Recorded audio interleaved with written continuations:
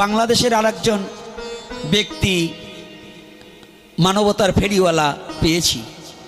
একজন ব্যক্তির আজকে নগদে একটা কথা শুনে আমার বুকটা ভরে গেছে। পার্লামেন্টে যদি এরকম দু একজন ব্যক্তি থাকতো তাহলে সমস্ত জাতি, সমস্ত মানব জাতি শান্তিতে একটু থাকতে পারত। কিন্তু এইরকম কথা বলার লোক তো আর নেই।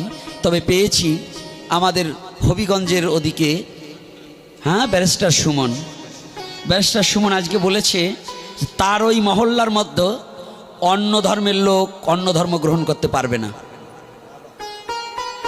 নিজের ধর্মকে আগে শ্রদ্ধা করতে শেখো। নিজের ধর্মকে যদি ভালো না বাসতে পারো তুমি অন্যের ধর্মকে ভালোবাসতে পারবে না।